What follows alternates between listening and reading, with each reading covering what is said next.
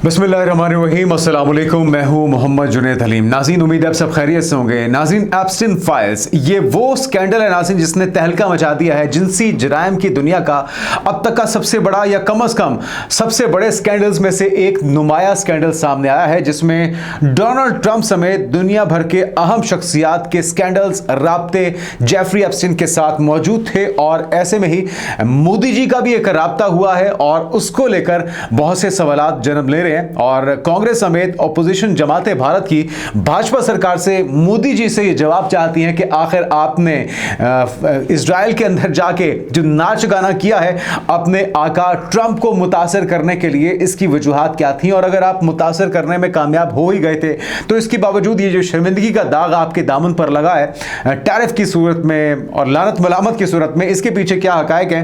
तो इंडियंस जानना चाहते हैं, उनका हक भी है। इससे जुड़ी कुछ अपडेट्स आपके साथ शेयर करेंगे। और फिर एक बड़ी खबर सामने आई है दुनिया क्रिकेट से, जब पाकिस्तान ने जन्नाटेदार थप्पड़ रसीद किया है बीसीसीआई को उनसे 15 तारीख को होने वाला मैच ना खेलने की सूरत में। जी हां, पाकिस्तान वर्ल्ड कप में शिरकत करेगा, यह फैसला हो चुका है। और एक और बड़ा फैसला भी हुआ है कि श्रीलंका में होने वाला शेड्यूल मैच भारत के खिलाफ पाकिस्तान यह मैच एहतजाजन नहीं खेलेगा। इस पर किस तरह से वावेला किया जा रहा है, गोदी मीडिया किस तरह से आहो बका कर रहा है, यह कुछ आपके साथ विजुअल्स शेयर करेंगे। और फिर ईरान को लेकर, मिडिल ईस्ट को लेकर जो इस वक्त टेंशन है, डोनाल्ड ट्रंप अपने जंगी बहरी बेड़े इब्राहिम लिंकन समेत पहुंचा चुके हैं मिडिल ईस्ट में और उस पर उनको बड़ा नाज भी है। लेकिन जिस तरह से हमने आपको गुज़िश्ता रोज़ भी बताया था कि डोनाल्ड ट्रंप इस वक्त बंद गली में खुद को फंसा हुआ महसूस कर रहे हैं और इस वक्त उनकी ख्वाहिश सबसे बड़ी यही है कि किसी तरीके से सेफ एग्जिट उनको मिल जाए, इज्जत बचाकर उनके बहरी बेड़े किसी तरीके से वापस आ जाएं, क्योंकि इस वक्त उनकी दाल गल नहीं रही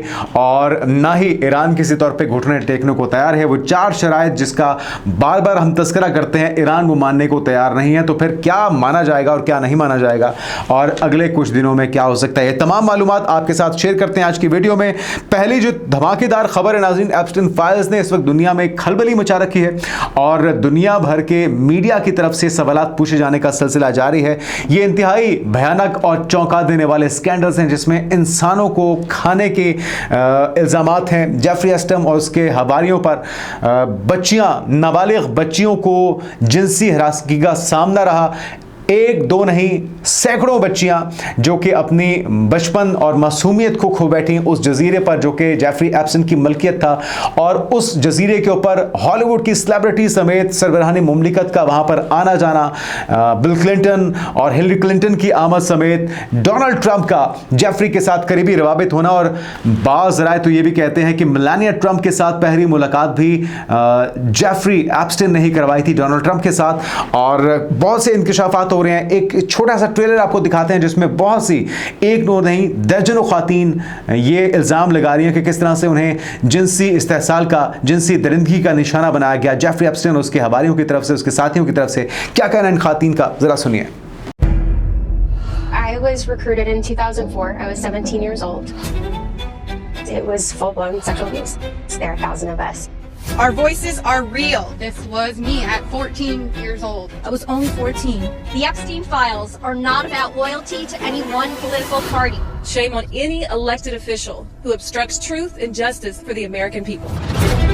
The president's got the power to release the Epstein file right now. I believe he's trying to protect friends and donors. A massive distraction by the Democrats. I am traumatized. I am not stupid. The House voted 427 to 1. The bill is passed.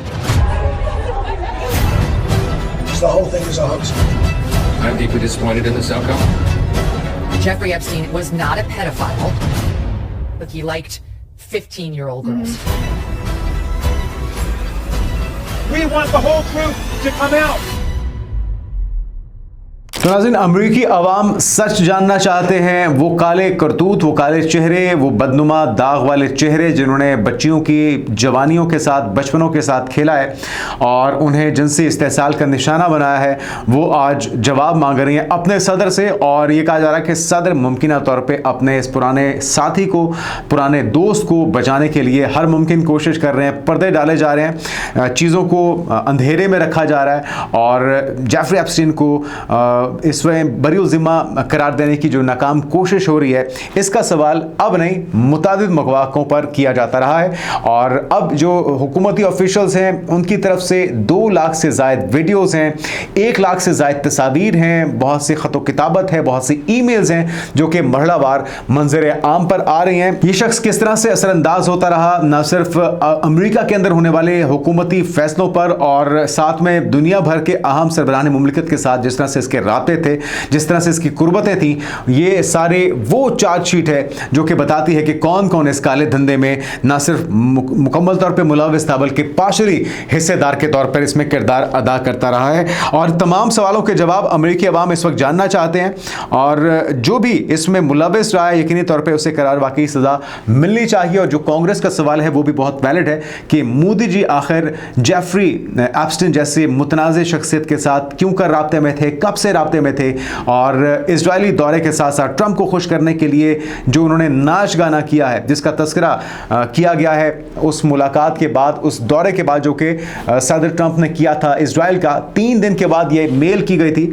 और अब सारा कुछ जब मंजर आम पर आ चुका है, मोदी जी का हुकूमती मौक़िफ़ तो आ गया, वो उसको झुठला रहे हैं, अपने दौरे को तो नहीं झुठला सकते, वो तो माजी का रिकॉर्ड का हिस्सा है, लेकिन उन मेल्स के अंदर किए जाने वाले दावों को झुठला रहे हैं जिसको इस वक्त कांग्रेस समेत ऑपोजिशन जमातें मानने को तैयार नहीं है। अगली खबर की तरफ बढ़ते नाज़रीन, और पाकिस्तान की तरफ से ट्रंप कार्ड यूज किया गया है, एक ऐसा जन्नाटेदार थप्पड़ जिसकी गूंज भाजपा सरकार के आला ऐवानों तक इस वक्त सुनाई दे रही है और बुखलाहट का शिकार भी दिखाई देते हैं। गोदी मीडिया किस तरह से परेशान है और आहो बका कर रहा है, अर्नब गोस्वामी किस तरह से रोना और धोना शुरू किए हुए हैं, जरा उन्हीं की जुबानी सुनिए। Don't give Pakistan a chance. And nobody has been responding. And sports ministry has been quiet, Modi government has been quiet. Now here's the tweet. Government of the Islamic Republic of Pakistan grants approval to the Pakistan cricket team to participate in the World Cup T20. However, the Pakistan cricket team shall not take the field in the match scheduled on 15 February against India. So we've done a massive stupidity. I don't understand what is wrong with the government of India, with the ICC, BCCI. We should hang our heads in shame. We should have put Pakistan in its place earlier, saying that we don't want to play cricket with you. We've been doing this stupidity of playing in neutral venues and all that, right, Suhail? This is the biggest headline, and we've done this to ourselves, right, Suhail? I'm sorry, I'm just moving away, but what's going on, Suhail? What is this? देखिए, पाकिस्तान ने ऐसा सबक सिखाया है भाजपा सरकार को कि उनके चौथा तबक रोशन हो चुके हैं और ये अर्नब गोस्वामी ये जो कलप रहा है, ये जो रोना धोना इससे शुरू किया हुआ है, ये यकीनी तौर पे इनका हक बजानब है। एक तो इनको माली नुकसान होने जा रहा है बहुत ही शदीद, क्योंकि वो वाहिद मैच जो कि सबसे ज़्यादा कमाई करता है पाक भारत मैच, जिससे पेट पलता है ना सिर्फ ICC का बल्कि तमाम ममालिक को जो हिस्सा जाता है वो भी इन्हीं मैचेस के तुफैल ही जाता है। तो पाकिस्तान ने अपनी अहमियत बता दी है कि अगर पाकिस्तान के खिलाफ आप इस तरह की हर्जा सराई करेंगे या बांग्लादेश के साथ आप ज्यादती करेंगे और उन्हें कॉर्नर करने की कोशिश करेंगे, स्कॉटलैंड जैसी टीम को लाकर आप बांग्लादेश की जगह पे बिठा देंगे, तो फिर पाकिस्तान के पास ये ऑप्शन है और पाकिस्तान ने उसका भरपूर इस्तेमाल किया है। जरा खबर भी आपके साथ शेयर करते हैं, फिर आगे बढ़ते हैं दीगर खबरों की जानिब। नाज़रीन, ये जो डेवलपमेंट है, हुकूमत पाकिस्तान ने बड़ा ऐलान किया, कौमी टीम को वर्ल्ड कप में शिरकत की इजाजत दे दी, ताहम साजिश करने वाले के साथ ना खेलने का ऐलान किया है। बुनियादी तौर पर भारत ही था, वो BCCI ही था जिसने साजिश की और बांग्लादेश को कॉर्नर किया गया है, उनकी जगह स्कॉटलैंड की टीम को लाकर बिठाया गया। और अब फाइनली करोड़ों का कमर्शियल टाइम और अरबों की सरमायाकारी इस वक्त डूबती हुई दिखाई दे रही है। मोदी सरकार को T20 वर्ल्ड कप में पाकिस्तान और इंडिया का मैच ना होने से ब्रॉडकास्टर्स पर एक भारी नुकसान जो है वो होने का इस वक्त इम्कान पैदा हो चुका है। अगर पाकिस्तान को आप मिन्नत समाजत करके मना लेते हैं तो अब भी चांस है कि पाकिस्तान मान जाए, लेकिन उसके लिए आपको अपने किए पर दोबारा नजरसानी करनी होगी, अपनी गलतियों को सुधारना होगा। गो के अब चांसेस तो बहुत कम दिखाई देते हैं कि बांग्लादेश दोबारा से इस इवेंट का हिस्सा हो, लेकिन आइंदा ऐसी किसी गलती को ना दोहराने की यकीन दहानी आपको करवानी होगी। तो अब नाज़रीन, खबर यही है कि ये जो इंटरनेशनल क्रिकेट काउंसिल है, इसने इंडिया में खेलने से इनकार पर बांग्लादेश को वर्ल्ड कप से बाहर करते हुए स्कॉटलैंड को शामिल किया। और जो इंटरनेशनल क्रिकेट काउंसिल है, एक मेंबर बोर्ड ने कहा है कि फुटबॉल की फीफा की तरह गवर्निंग बॉडी ICC की जानिब से अपना कुल रेवेन्यू क्रिकेट खेलने वाले ममालिक में शेयर किया जाता है और इसका तनासुब पहले से तय होता है।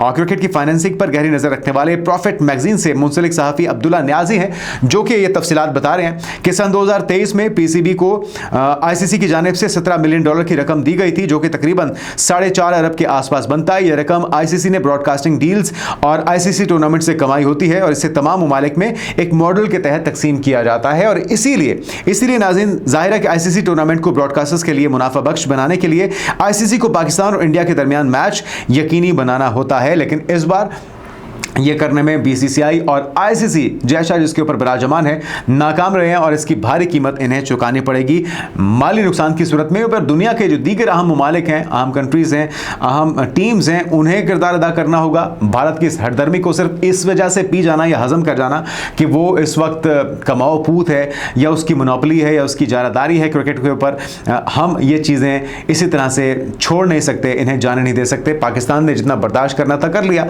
अब पाकिस्तान बताएगा कि उसकी अहमियत क्या है और किस तरह से वो सबक सिखा चुका है और सिखा सकता है आने वाले वक्तों में भी। तो उम्मीद करते हैं कि भारत अपनी गलतियों से सीखेगा और दोबारा ऐसी गलती नहीं दोहराएगा। आगे बढ़ते हैं और ईरान के मामले पर नाज़रीन आपको बताते हैं कि ईरान के साथ मुआहदे के लिए पुरुम्मीद हूं, ये कहना है डोनाल्ड ट्रंप का। वो कह रहे हैं कि अब भी उन्हें इस चीज़ के चांसेस हैं कि मामलात को मुज़ाकरात के जरिए हल किया जा सकता है। अमरीकी सदर ने ईरानी सुप्रीम लीडर की इलाकाई जंग की तंबीह पर रद्द-ए-अमल में कहा है कि उम्मीद है हम कोई मुआहदा कर लेंगे और अगर मुआहदा ना किया तो हमें पता चल जाएगा कि उनकी बात ठीक थी या नहीं।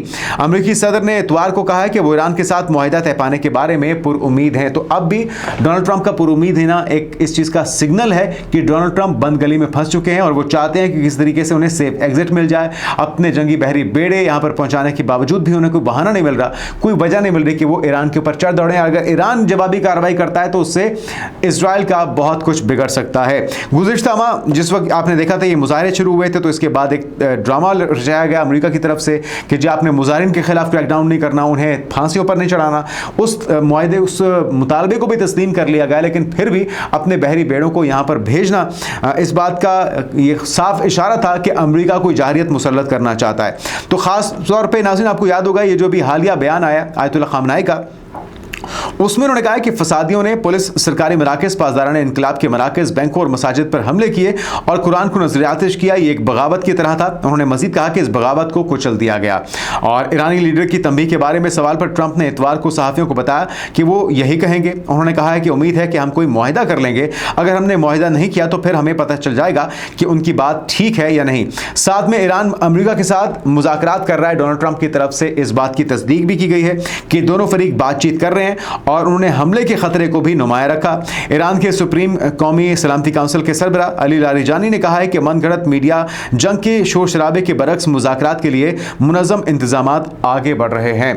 और वो क्रेमलिन के इस बयान के बाद एक दिन के बाद गुफ्तगू कर रहे थे कि उन्होंने मॉस्को में रूसी सदर व्लादिमीर पुतिन के साथ बातचीत की है।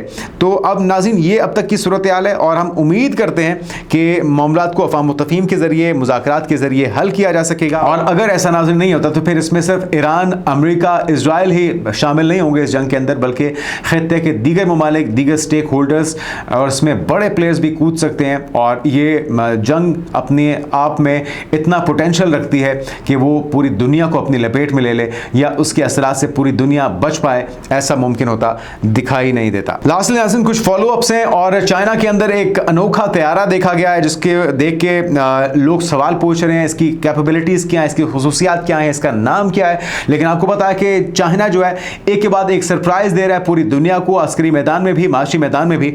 ये जो खबर है ये फौजियान तैयारा बरदार बहरी जहाज पर नया लड़ाका तैयारा देखे जाने के बाद सामने आई है। कुछ विजुअल्स सामने आए हैं और यकीनी तौर पे ये विजुअल्स भी जानबूझ के शेयर किए जाते हैं या उन्हें मंजर-ए-आम पर लाया जाता है जो वो दिखाना चाहते हैं और जिसके बारे में वो कयास आराइयां चाहते हैं कि पैदा हो लोगों में। तो चीन के फौजियान तैयारा बरदार जहाज के डेक पर अगली नस्ल का एक तैयारा देखा गया है जो पीपल्स लिबरेशन आर्मी नेवी के करियर एविएशन प्रोग्राम्स में जारी तरक्की को नुमाया करता है।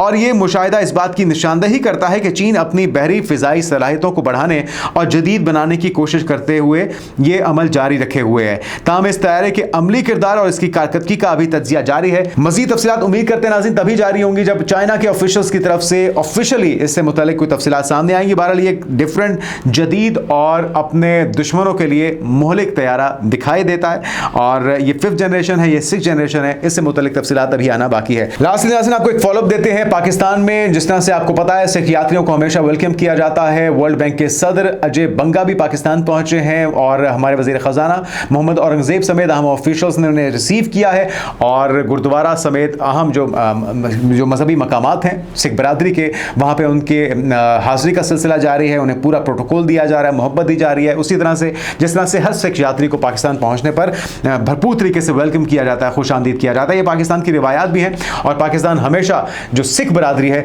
उन्हें खुले दिल से वेलकम करती है और ये चीज़ अंध भक्तों को एक आंख नहीं भाती, इसलिए वो चाहते हैं कि किसी तरीके से इनके दरमियान नफरतें या गलत फहमियाँ पैदा की जाती रहें। लेकिन हम उन गलत फहमियों का भी खात्मा करेंगे और मुल्क के अंदर मुल्क से बाहर जो दहशतगर्द अनासिर हैं, जो सहूलतकार हैं, चाहे वो फितनल ख्वारिज के हों, फितनल हिंदुस्तान के हों, BLA के हों, TTP के हों, मजीद ब्रिगेड के हों, उन्हें जहन्नुम किए जाने का सिलसिला भी जारी और सारी रहेगा। और यही पाकिस्तान की रियासत की इस वक्त की पॉलिसी है। जो मोहब्बत से कदम आगे बढ़ाएगा उसके लिए हम 10 कदम आगे बढ़ाएंगे और जो नफरत से हमारी तरफ देखेगा उसकी आंखें निकालने की सलाहियत भी है और जुर्रत भी है। आने वाले दिनों की पेशरफ से आपको आगाह करते रहेंगे। अपना ख्याल रखिएगा। अल्लाह हाफिज़।